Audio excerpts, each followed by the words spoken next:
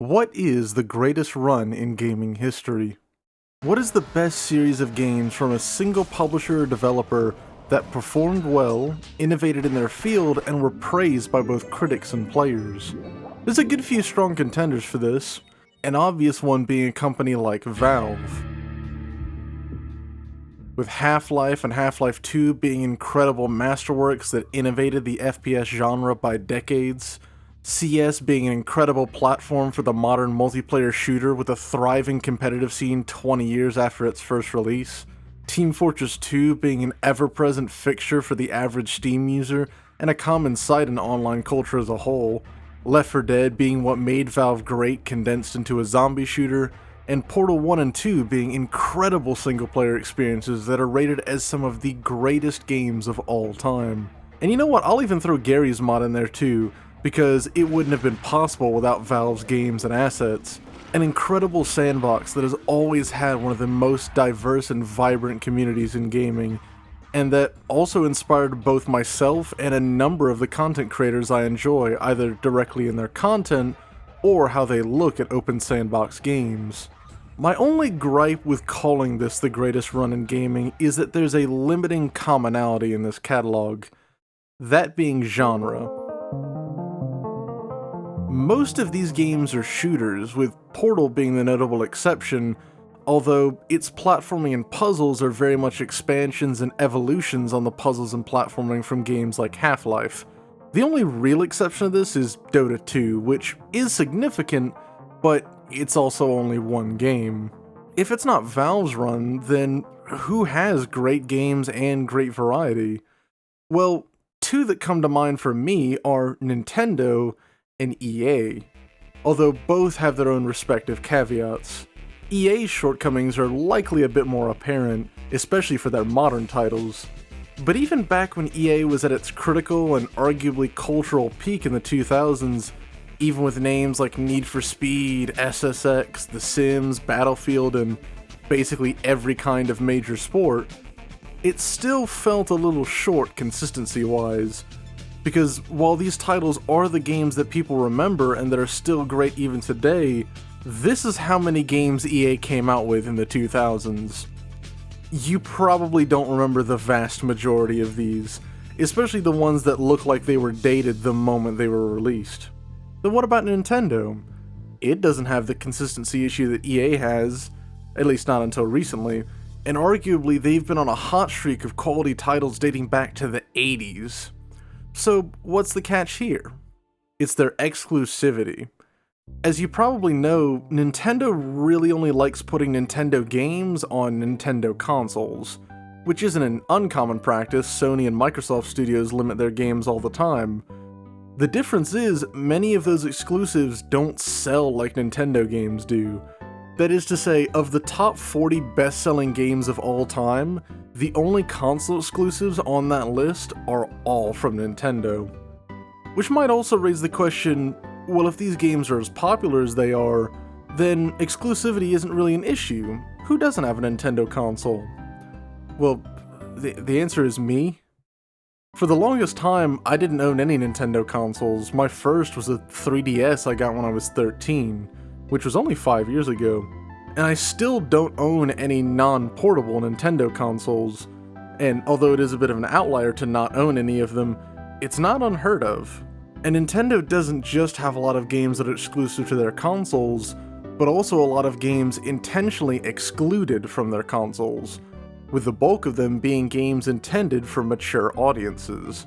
Which brings us to who I think had the greatest run in gaming history: Rockstar Games. From 2001 to 2006, Rockstar came out with 18 different games, 11 of which could be called defining and landmark titles in 5 separate genres, some of which inspired the designs and philosophies of games 2 decades removed from them, and all of them I have heard very high praises for. So let's look back at this time and see just how good it really was, and revisit the Golden Age of Rockstar.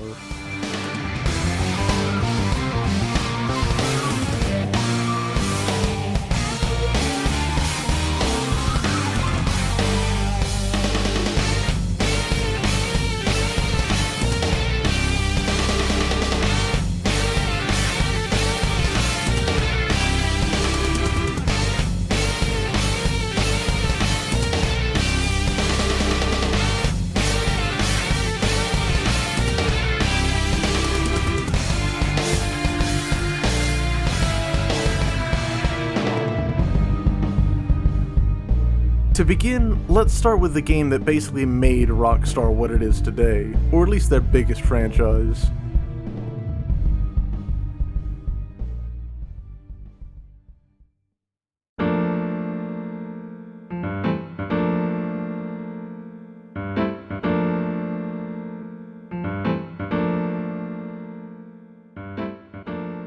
Before going into this, I asked some people with more diverse tastes in games than me what to expect going into the GTA trilogy. Also, before you ask, here's the versions I played of each game, including the ones outside of GTA. Okay? Alright. So when I asked them about the GTA trilogy, many of them made it sound like it was super primitive and bare bones, and only laid out the basic foundation for what the later GTA games would perfect. They basically made it sound like GTA 3 was Midnight Club 1 and Vice City and San Andreas were Midnight Club 3. But no, not at all. It's much closer to a Midnight Club 2 vs 3 situation, although still a bit different. GTA 3 changed the formula from top-down, clunky, crime-focused, but ultimately basic adventure games in GTA 2 to massive open-world sandboxes that meant you could get just as much enjoyment from following the game's set story and progression as you do stealing a random car and getting into a police chase or going around running over your rival gang in a pickup truck. This game felt like one of the first truly open adventure games that strikes the perfect balance of structure and player freedom. Now, there were certainly other games in the past that did this. Arguably, this style was popularized with open immersive sims and RPGs like Fallout 2 and Deus Ex, but those games often seemed way too open-ended and complex for more casual players to properly be invested in. That is not an issue here, because GTA 3 starts you out by immediately giving you just enough story to be invested, showing you the basics of the game in the first mission, then dropping you in to do whatever you want.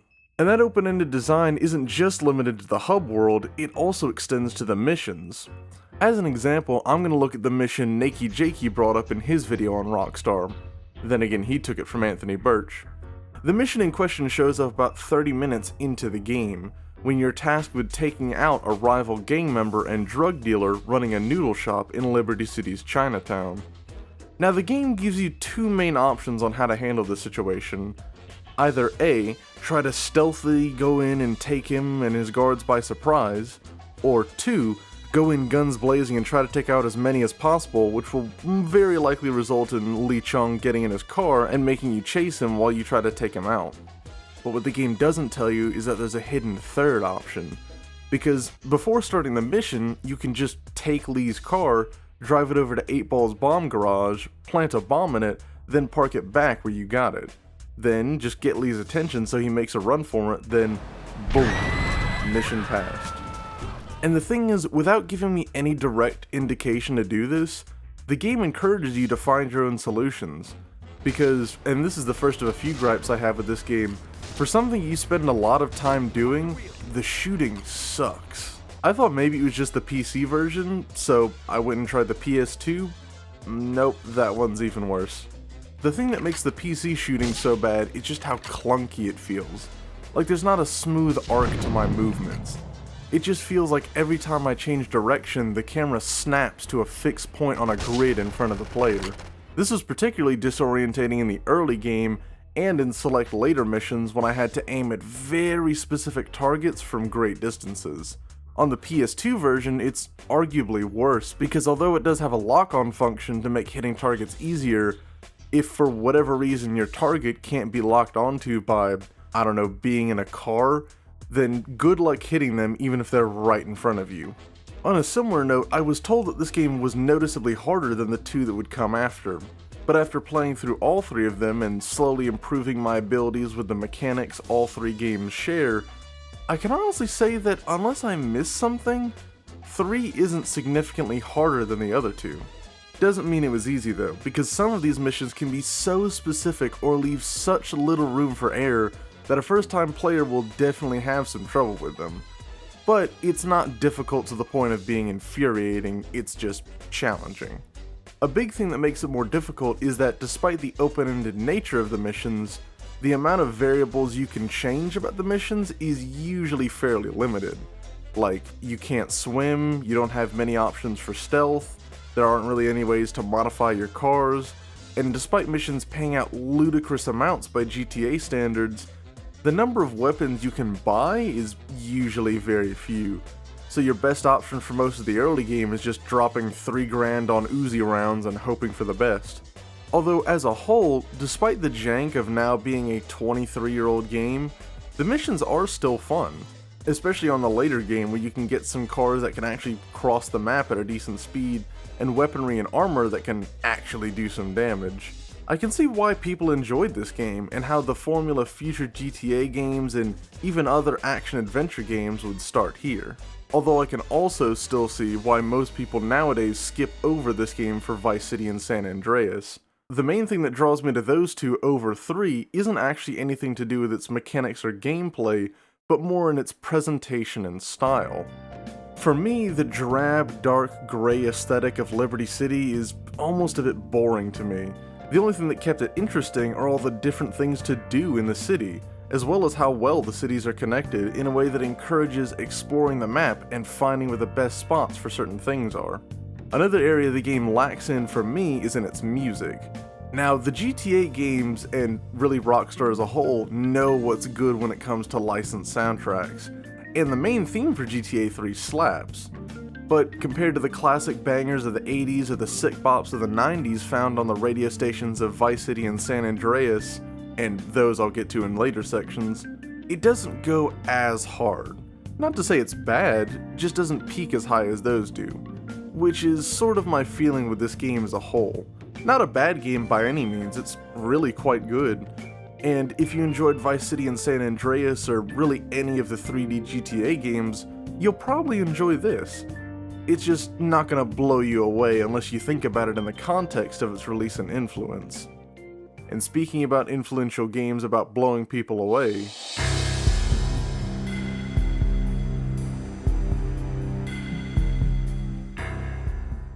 look at this smug face. He knows that this is one of the most influential third-person shooters of the 2000s. That smug face is also Sami Aero Järvi, known by his pen name Sam Lake, creative director for Remedy Entertainment, the developers of Max Payne, and also one of the primary writers. So the same guy in the cutscenes and that the model is based on also wrote the character. This is mainly down to the game's relatively low budget and small team, which also meant much of the cast consisted of Remedy team members, their friends and family, and sometimes just random people off the street they could get a hold of. Then again, this was the era where AAA games could be made by just a few dozen developers given a few $1 million budget in 2 to 4 years. And not only were they usually good, but they usually innovated the space in some way. Shooters in particular were evolving super quickly around this time, with Doom, Quake, Half-Life, and Halo all coming out around this wave of innovation. And Max Payne being no different because it innovates in several unique areas. The most obvious is with its most important mechanic, bullet time.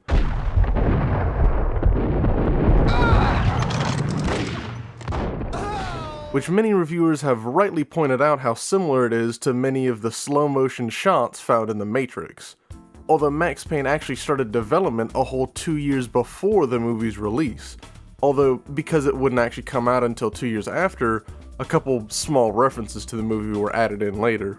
Another less obvious innovation, or rather, I guess a slight trend I noticed, is that this game was one of the earliest commercially successful games to be made by a Finnish studio, with unique gameplay mechanics, often ludicrous difficulty spikes, and likely a few all-in-the-head sections, which, for those who know, would become a much more common sight in the 2010s and 2020s.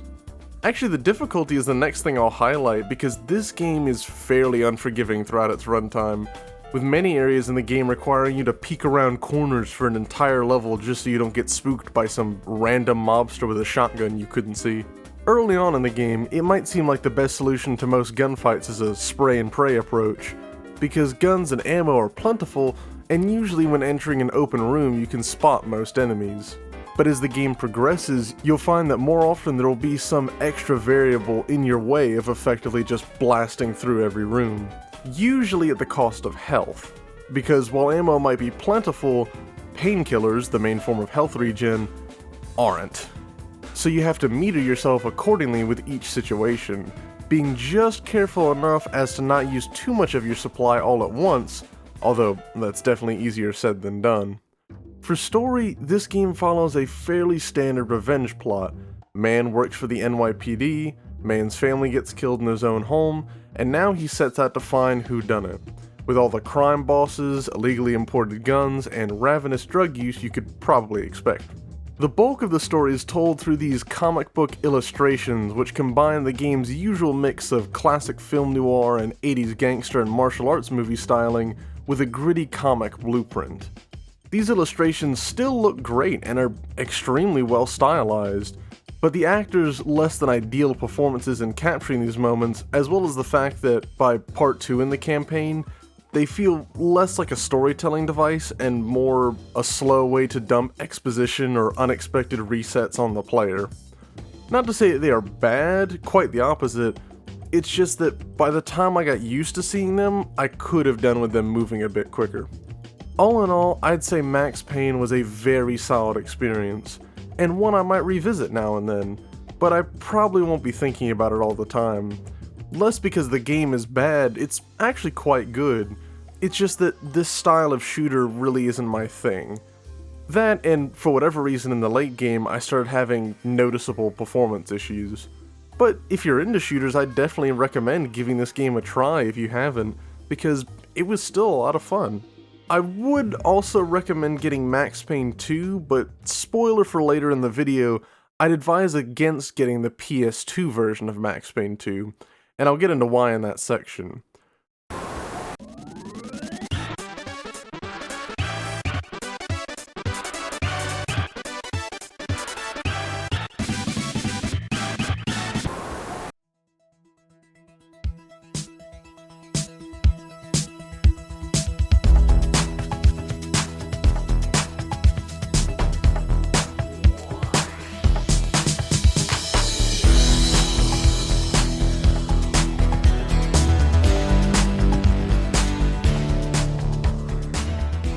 Grand Theft Auto Vice City.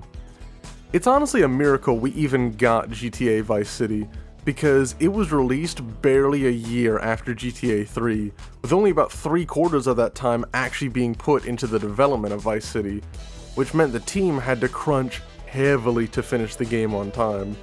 Although they did have some advantages to ease the development of Vice City. This mainly came down to the fact that on a purely mechanical level, it still shares much of its DNA with GTA 3, still being built on the same engine, being on a map that was only just barely bigger than 3's, having many of the same assets and features, and basically all of the movement and combat ported straight over from 3. There was one significant change they added to this game in a couple of missions. They added flying around in little helicopters and RC planes. Yeah, fuck these missions. Actually, no, you know what? Fuck any mission in an early GTA game where you have to fly a little shit to blow things up. At least San Andreas had the decency to make those missions optional, where here, at least one of them is required, and it took me about 2 hours to do. Although I have heard that the gamepad controls for it are much better, and the shit-ass remaster has better controls here, I wouldn't know. I played the original on keyboard, and under those conditions, fuck this mission? But outside of that, and the game now giving you a proper weapon store to more effectively gear yourself up for missions, there wasn't really much change between this and 3. So what makes them different? It's mainly down to atmosphere and story. I'll start with atmosphere first. GTA Vice City has a much more enjoyable presentation than 3, mostly down to the setting both being in the sunny, totally not Miami, Florida, and by being set during the 1980s. Because this game just feels like neon-infused bisexual lighting, pastel color palettes, and the brilliant light of a Florida sunset, all of which come together brilliantly to give this game a wholly unique aesthetic in the GTA universe, at least until, I guess, GTA 6. I'm gonna be honest, of the 3 mainline GTA games released during this era, no, I'm not covering the stories games, this is my favorite game stylistically, which is aided even more by the game's amazing soundtrack. I mean, sure, it's the 80s. Everyone now goes nuts for that 80s vibe and sound. But come on, it's the 80s! This soundtrack is so consistent for me across the many genres the game has that I literally couldn't find one that I didn't vibe with. From classic 80s pop,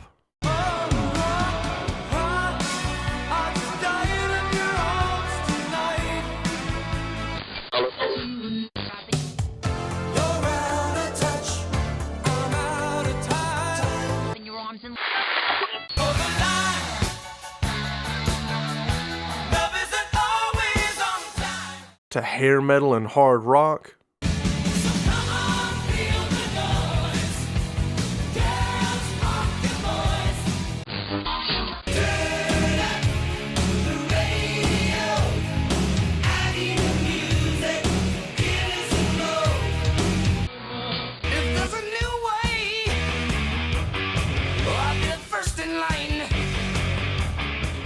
to innovative new wave,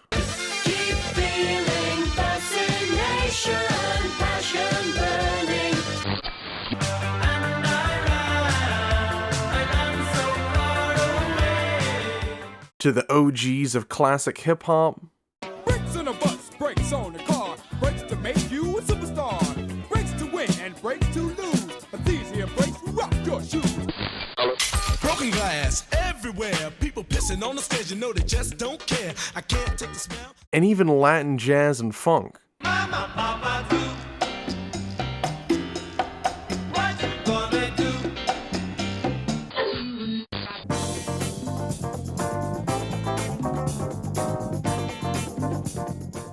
The best part for me is, this game also features the first appearance of my favorite radio station in every subsequent GTA game, which is a station specializing in old school funk, disco, and R&B.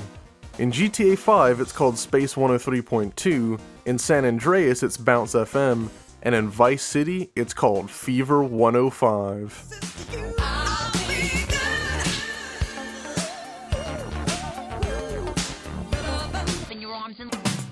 No way to control it. It's totally automatic. Hurry, hurry, hurry. To the fire line, act like you know. Also, funny GTA lore fact, the funk station is almost always favored by some of the best characters in each game, with Lester in GTA 5, Big Smoke in San Andreas, and Lance Vance in Vice City, which brings me to the other innovation this game has, and that's its story. Slight spoiler warning, but it's a 20-year-old game that's great, you should just go play it. The story and characters in Vice City just work so much better than in 3, a large portion of that coming from the relatively simple change made to your character. He actually talks. No, Sonny. I don't have the money. That was my money, Tommy! My money! But Tommy Vercetti isn't some big mouth you can't wait to hear shut up. He's a straight shooting gangster who knows the best times to talk and the best times to crack a joke. And he's accompanied by some great characters throughout the game, from the worrisome and easily intimidated Ken Rosenberg, to the hot-headed and heavily Scarface-inspired Ricardo Diaz, to the loudmouth and quick-witted Kent Paul. And how could I forget a character like the aforementioned Lance Vance, the main character's literal partner in crime for much of the story, whose betrayal at the end feels super out of left field by the end of the game. I feel like this game's characters are a huge part of the reason why this game still holds up so well today, and why it still shows up in online discussion and internet memes every now and then. This asshole thinks he can mess with my ass. If this is the best ass Vice City has to offer, this is gonna be easy. Because this still stands up as a great title in the series.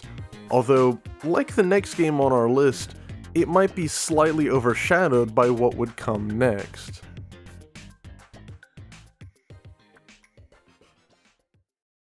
Okay, you enter the wonderful world of Trey Little. I'm with Red Spider. Let's go.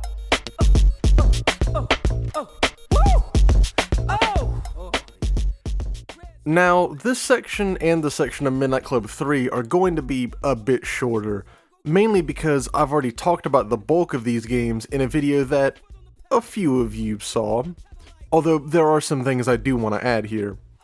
I think in the video I might have made it seem like I really didn't like Midnight Club 2, which isn't the case at all. I think my negative views towards it in that video mainly come from how different it feels both mechanically and stylistically from the Midnight Clubs that I started with in 3 in LA. Mechanically, MC2 is hyper-linear with the game progression, with an exact order of events and opponents, and is actually the most restrictive Midnight Club in the series, more so than even the original. And in a similar vein, it doesn't have any customization, which the series would become known for in the installments that followed. From a stylistic point of view, the game focuses much more on ambient lighting, dense and claustrophobic city structures, and because of how little time you spend in LA, a very European and Japanese atmosphere, because that's where the bulk of the game is.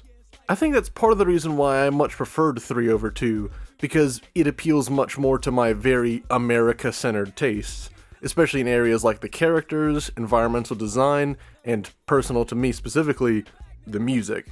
I wouldn't call 2 drab or gray by any means, but compared to 3, it does feel as though there's a bit less contrast both literally and figuratively, as in the gameplay that I'm showing here and that was in my last video actually has higher saturation and contrast compared to the standard color palette, which looks like this. This wasn't done artificially, this was done just using the base in-game tools for the PS2 version of the game, and based on the fact that no one noticed, I'm assuming this is the better way to play the game. As a whole, Midnight Club 2 is quite good, it just has a very different feel from the 2 that would follow. It almost feels like a weird alternate universe version of Midnight Club for someone like me, which basically answers the question of, what if Midnight Club was as linear as a Max Payne game? Which reminds me.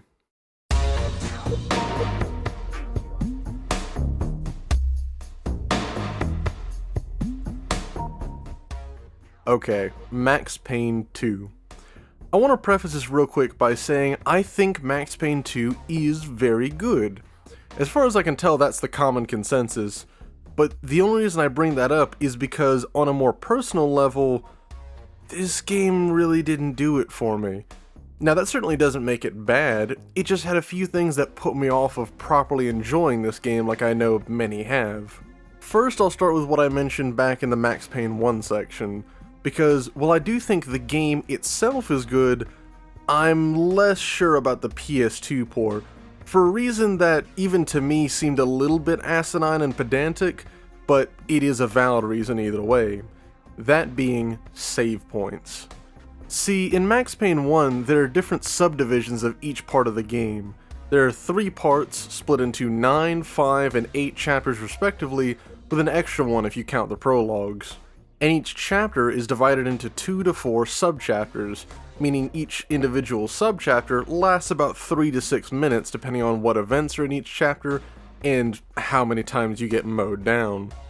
Now, to help alleviate the aforementioned difficulty these games have, and to not cause frustration and to keep the flow of the game moving, the game autosaves at the start of every subchapter, which usually works perfectly. It keeps the game moving, while also still having the punishment of a not insignificant amount of retreading should you die mid-subchapter. Now on the PC version of Max Payne 2, the game saves at the start of every chapter, because 2 actually removed subchapters and made everything one long level. So now instead of saving every 3 to 6 minutes, it autosaves every 10 to 20 minutes. Meaning you could be dealing with a lot more backtracking should you die later in a level. Now the PS2 version doesn't have autosaving, or if it does, it saves at every part, of which there are 3 in the entire campaign. Yeah. And you might not think this is an issue because the game does have an easily accessible save feature, but what that means is that this game goes from having poor pacing to having inconsistent pacing. As in, I can either save scum every 30 seconds, removing all tension from the game, or try to make my own significant save points, but that's really hard to pin down, and could still lead to a massive amount of retreading to get back to a reasonable point to save. Now outside of that, Max Payne 2 is better than the original in just about every way. Not a lot better, I'd say, but they made the right amount of improvements from the first game with the mechanics and polish. Although speaking of mechanics, I'm really not big on any part of the game where you have to go through most of a level with a partner, whether it be in an escort mission or simply having an extra gunman. Like in one of the earliest missions, you partner with a henchman from a Russian mobster, Vladimir Lem, in an attempt to rescue him from a shootout with the Italian mob. So you and his henchmen clear out an entire building just to get to Vlad. The problem being the AI is, kinda stupid, so very often the partner would just step in front of me while I was trying to shoot somebody else, and if I shot them, they immediately opened fire on me. Let's just say I didn't finish this mission with them, but like I was saying, everything else about the game seems that little bit better. Like the story seems to be a bit better written, as well as having some interesting conflicts between the major players. There's more weapons this time around, and now I actually have a reason to not just pump action shotgun everyone I see. The game also looks a lot better than the first, but a lot of that is also down to me playing the PC version of 2 and the PS2 version of 1, which wouldn't really be a fair comparison. They also got a decent number of actual actors and performers for the characters because Rockstar actually gave them a sizable budget to work with, which is also probably where most of the other improvements stem from. Because this game feels like it has just the right amount of extra polish and story expansion to serve as a good sequel, but from a gameplay, presentation, and progression point of view, virtually nothing else was changed. Which isn't necessarily a bad thing, it's just something to keep in mind. Although, I do think this game is a bit better than Max Payne 1, I'm probably even less likely to revisit this just because of how similar it is to the original. And speaking of games I wasn't as big on as I'd hoped,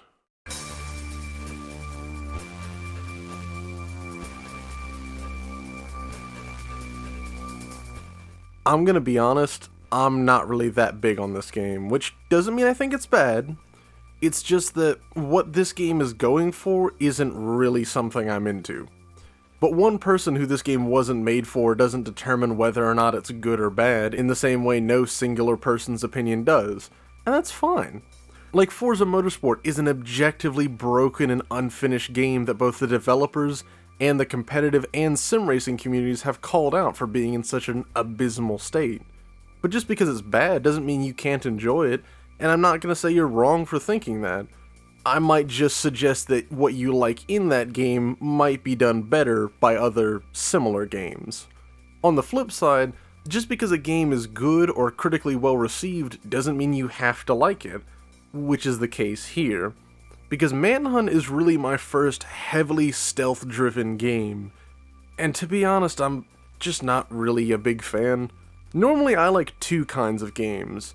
Either A, hyper-focused, fast-paced games all about moment-to-moment decision-making and being able to use all the various tools and systems to your advantage at every moment, or B, slower, more methodical games about player freedom and choice that always go out of their way to create lots of enjoyable little scenarios and environments for the player to fully immerse themselves in. And some categories of games fit those two definitions, like racing games, platformers, and shooters fit the first, and RPGs, adventure games, management games, and a category I'm gonna just call Minecraft fit the second. And some games actually fit both categories, with particularly strong examples being basically anything from Bethesda, but in particular games like Oblivion and Fallout New Vegas. But the thing about Manhunt is, it's kinda neither of those types of games. It's a very slow, methodical, and singular game, but with a very cold and claustrophobic atmosphere and design, as well as being very linear. Now again, that's not a bad thing, it's just not a thing I'm into. So, although some may get a lot out of sneaking up behind a guy and straight up ending him with a Walmart bag, or sneaking around to stay undetected while looking for a crowbar, or listening into who I can best describe as your handler going, "Come in, you might want to get a move on and start killing some of these guys, you fucking baby shit bitch." I don't get much out of that. So I'm actually going to move on to a game that I was surprised just how much I enjoyed.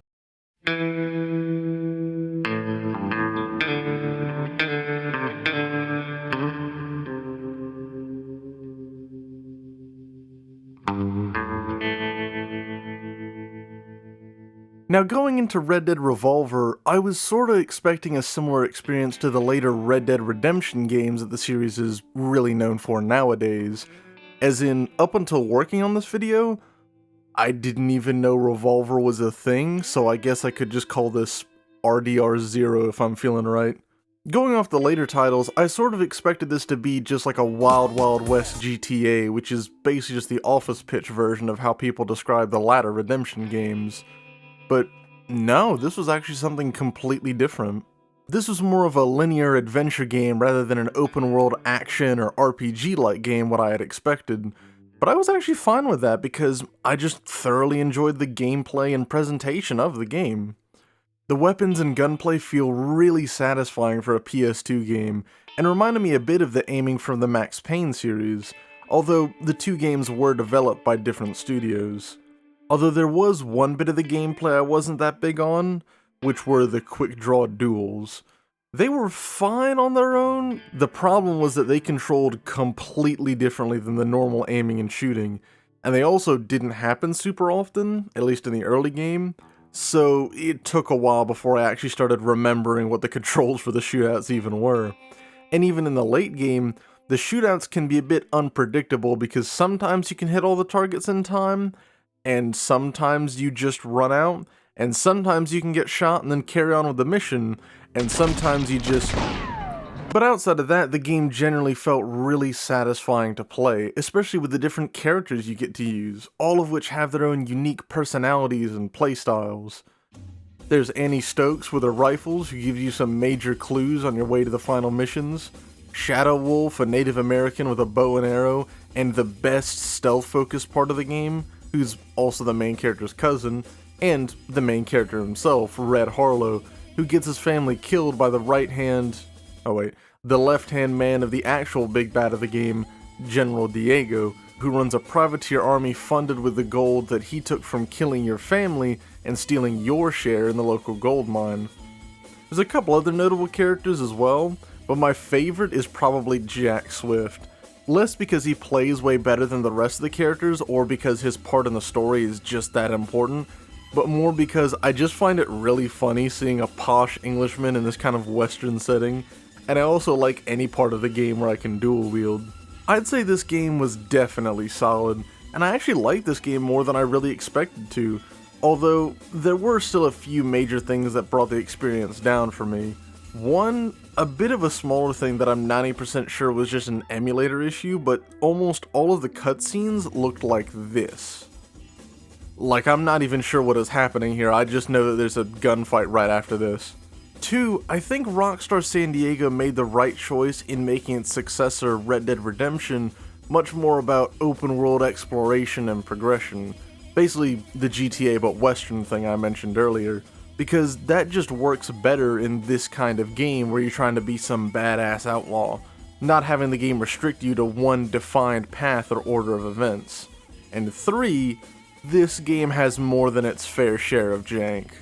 Like other Rockstar games are also known for a certain level of jankiness, especially in the Rage Engine era of their funny ragdoll physics and weird collision bugs. But this game also has some pretty weird occurrences. Like, boss fights will vary wildly from the usual difficult but fair, to literally impossible without trying to cheese it, and then piss easy in the same boss. Mainly because some of the bosses have patterns that feel janky or misleading before you realize that's just kinda how they are. Which the jank makes a lot more sense when you realize that this was made by Rockstar San Diego, right in between Midnight Clubs 2 and 3. And actually at this time, Rockstar San Diego and Rockstar North were kind of the MVPs of the Rockstar lineup. I wonder what Rockstar North was cooking up at this time. It's time for the moment you've been waiting for. Welcome to San Andreas, I'm CJ from Grove Street. Land of the heinous, gangbangers in cold heat. And Los Santos neighbors get no sleep. Beefing with anybody, competing, even police. GTA San Andreas. This game really was something special at the time, and that was really apparent when the game launched because it immediately was showered in critical praise, flew off the shelves of every GameStop and movie gallery in the country, and would eventually become the best-selling game on the best-selling console of all time. But that was 20 years ago, Is it still that good today? Yes it is, and I don't even have any nostalgia for this game. Technically, this isn't my first time playing the game, but I don't know if I'd call playing the awful remaster when it first came to Game Pass getting the full experience. That, and I only played a few hours. Here, I'm getting the full experience, at least on PC. Mechanically, this game feels so much more in-depth than the last two GTA games, as they added in a lot more RPG and open world elements that both made it feel like you were actually creating a unique character as you progressed through the game, and that the world was much more alive and real without being tediously realistic. Like San Andreas introduced eating as a form of health regen and as a fat stat, going to the gym and exercising, going to casinos and gambling on all the slot machines and roulette tables, vehicle customization, character customization. Now you can give your character any cut you want, and give him any color you like as long as it's green. They introduced gang wars. I've never seen so much purple since GTA 3, because for some reason every other street corner in Portland has a purple suited pimp on it. You can get a girlfriend, fly an actual plane or helicopter, which I'll talk about those specifically later. And this was also the first GTA to introduce swimming. All these new systems come together to completely overhaul the gameplay formula from 3 and Vice City, as well as having expansions on the base mechanics. Like, the number of weapons in the game only increased slightly from 35 in Vice City to 38 in San Andreas. The number of buyable properties went from 17 to 47, and the car list more than doubled, going from 101 unique vehicles in Vice City to a staggering 212. That number of vehicles would be impressive in any racing or vehicle-based game from 2004, and they weren't even the only focus of the game. Also, you remember that guy earlier who complimented San Andreas for not making any of the shitty mini flying missions mandatory? Well, that guy was an idiot because now instead of having to fly a little shit, you now have to do an entire pilot training course and several missions flying planes and helicopters. Most of which control like a floppy Spitfire and feel like they're made of paper mache. But the flying missions weren't the only thing changed about the mission structure. They also started becoming a bit more restrictive. Like, there's some missions where it has to be done in the exact way that the game tells you it has to be done. Like, there are several missions early on in the game where they give you the illusion of a straightforward mission, only to make you just chase someone around or hold a button down for a minute until something happens. Like, there's a mission in and around the middle of the game where you have to take a specific car around a large part of the map, which was made worse because despite the car having no bearing on the plot or even being used again, this car is too important to lose according to the mission. So if the car blows up, or if you try to switch cars, mission failed. And because of the AI that wasn't built to handle a map as big as this, they often get confused and make getting to a spot in that one place a lot harder than you'd think. And then at one point, I made it to the spot and parked my car, but because it was in the way of another plot important car, it got steamrolled and exploded, meaning that just after this cutscene finished, the game soft-locked and I had to do it all over again.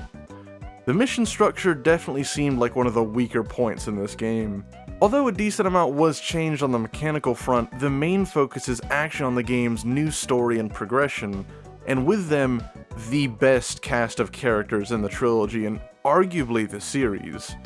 Like, seriously, the chemistry some characters have is just done so damn well. Whether it's CJ dealing with his sister and her Mexican gangster boyfriend, who later on becomes one of your closest allies through the game. The sharp-minded and heavily reinforced Wu Zimu, who also leads the Chinese gang, the San Fierro Triads.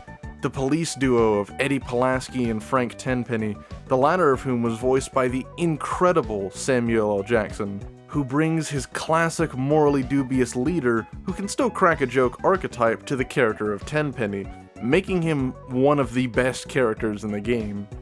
And of course, how could I forget about the Grove Street crew? Ryder, the smack-talking smackhead, cosplaying as Eazy-E and voiced by MC8. A hip-hop legend that old heads will know as a seminal figure in West Coast hip-hop, especially the sound that came out of Compton in the early 90s, and who new heads like myself will probably know from features like the GTA 5 theme and Mad City by Kendrick Lamar.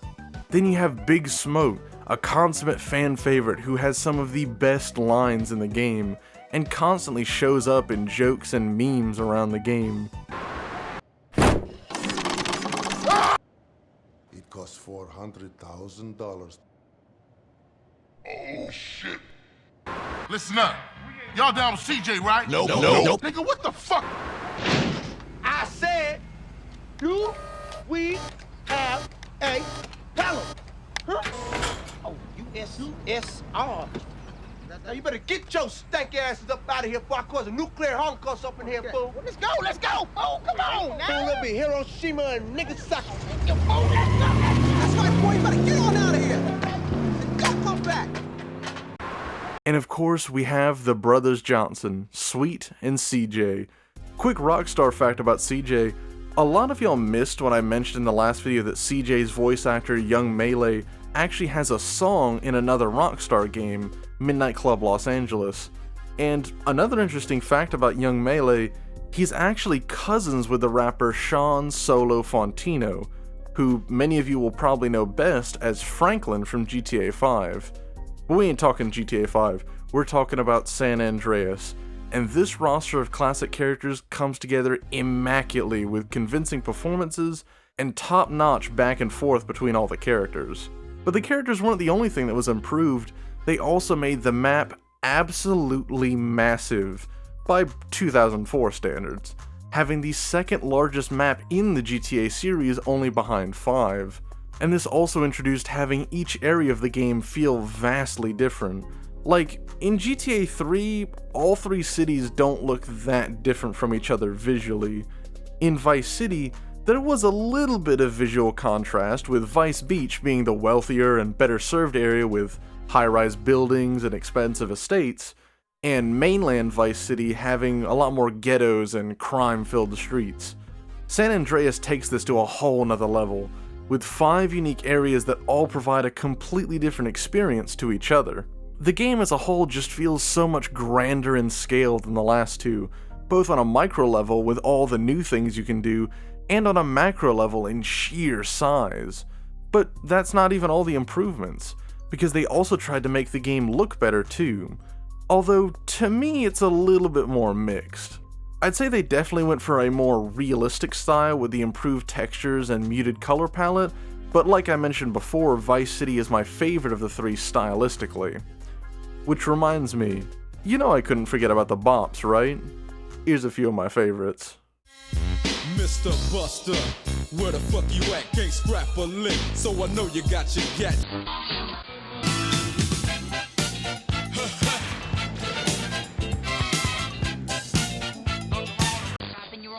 Mamas, don't let your babies grow up to be cowboys. And if the real thing don't do the trick, you better make up something big.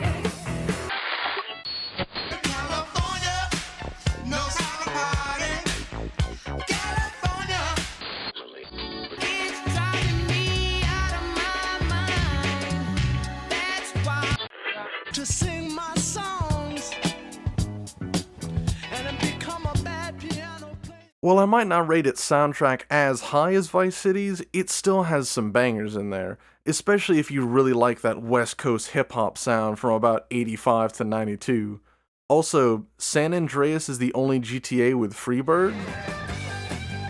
Actually, no, I think San Andreas is the best. So all in all, while I do think Vice City is probably the better one to just vibe in, San Andreas is the game I'm most likely to actually sit down and play for hours at a time. But on that topic, let's talk about my favorite game from this run in Rockstar's history.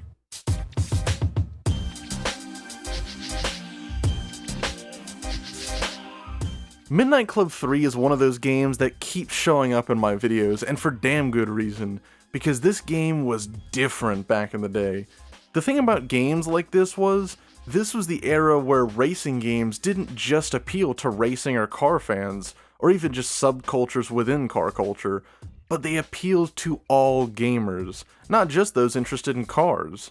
Now, other games arguably did that just as well as Midnight Club 3, like Need for Speed Most Wanted and Burnout 3 Takedown, but Midnight Club 3 had a completely different vibe from those games, which made it stand out both then and now.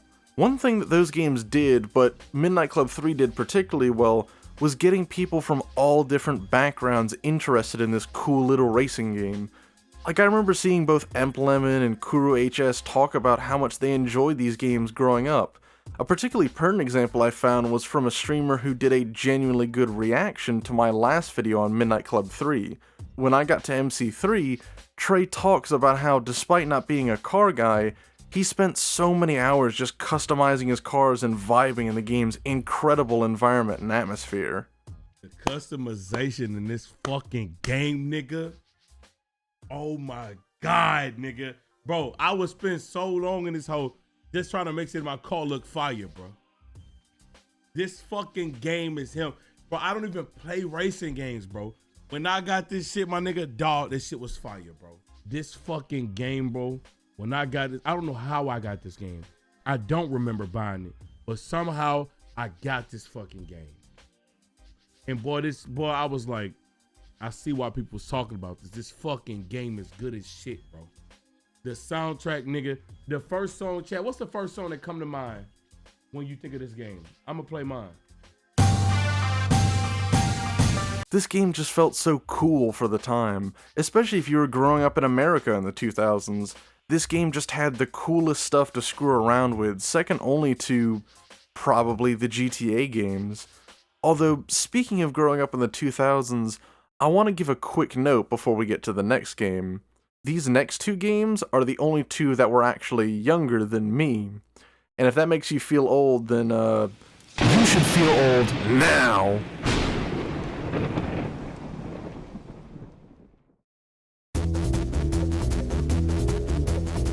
Now this one might take some explaining, because if you haven't heard of any game on this list, it's probably going to be this one. Because based on the numbers I found, The Warriors didn't even crack 500,000 copies sold, which was beaten handily by even the smaller Rockstar titles from this time like Dead Revolver and Manhunt 1. But the thing is, this might be one of the most interesting games in the whole lineup. So, The Warriors is a beat-em-up game that is based on a movie from 1979, which itself is loosely based on a book from 1965, which also drew heavily from a famous Greek story called the Anabasis. Yeah, I told you this would get interesting. So the book is about rival gangs in New York City who gather together for a meeting to fight off the Man, which is meant to represent outside society as a whole. Then the cops arrive, the whole meeting dissolves into chaos, and the head speaker gets shot. Then the rest of the book is spent following one of the gangs, the Coney Island Dominators, as they make their escape. The movie shares a lot of the same events as the book, but with the events of the meeting changed slightly, and with the gang and its members changed from the Dominators to the Warriors, and how they were framed for the murder of the speaker, Cyrus, and how they escaped. They also changed the setting, so now it was contemporary with the movie, taking place in the summer of 1979.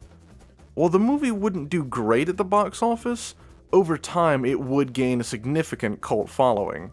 The game is heavily based on the movie, but with the first 13 missions of the game being spent on the background and establishing of the Warriors as a force within the New York gang scene, and the last 5 following the events of the movie. They kept the setting and all the characters from the movie, and even recreated many of the scenes straight from the movie. Can you count, suckers? I say the future is ours. If you can count. I say the future is ours. If you can count.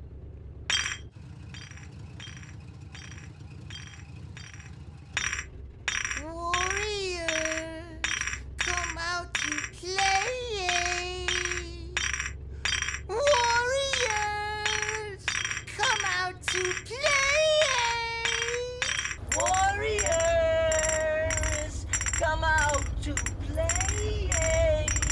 This is just such a weird idea for a game like this, but I actually think it's pretty cool. And even outside of its story and background, this game brings some really cool ideas to the table. Like, I'm far from a beat-em-up enthusiast, so I probably won't have the best commentary on how this game stacks up within the genre, but as a gamer, this felt really satisfying to fight in.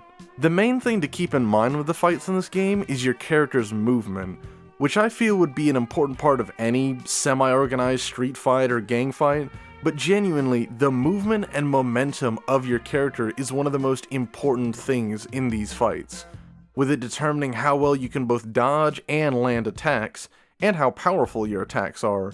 Because if you want, you can get a run-up when fighting a rival gang and absolutely fold them like bowling pins. And the fights in general just feel super frantic and kinetic, which I guess makes sense given the setting, although outside of the fights, not all of the mechanics are that enjoyable. Most notably the tagging mechanics, where you attempt to spray on or cover up rival gangs' logos with your own. This involves doing an initially neat little minigame that quickly devolves into being tedious and time-consuming, both because of how many times it comes up, and how, if you attempt to do it too quickly, you will inevitably screw it up, wasting both your time and your limited supply of paint cans.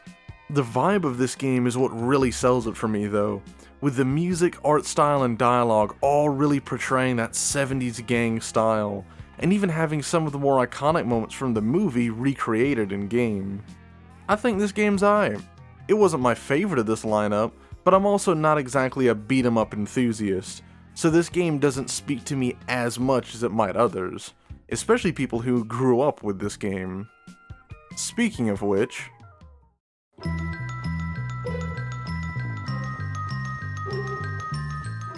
for the final stop on our tour through the Rockstar Pantheon, we have Bully.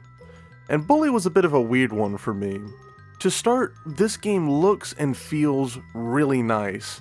Like, the art style and general design really emphasizes the preppy, upmarket academy that Bulworth is, while also making the surrounding towns really fit well together with that stylization. The music and sound effects are really good here, and to be honest, I'm probably going to start using some of the OST tracks in my library of sounds I have for videos, because some of the stuff just works so well. I really like the unique items and weapons you get throughout the game that give you a similar mechanical feeling to the loadouts you have in games like GTA, but here, they're modified to better fit the high school setting, and enhanced so each has its own slightly different effects depending on what you use, and the skateboard. The characters are all really interesting because as the game progresses and you get more respect from various cliques and groups, you can tangibly feel the game's environment change as you unlock more of the map and earn respect from all the different people. This game has some really solid ideas and cool concepts that are executed well, but this is also another case where I just didn't click with it as well as I thought I would, although I did still enjoy my time with this game.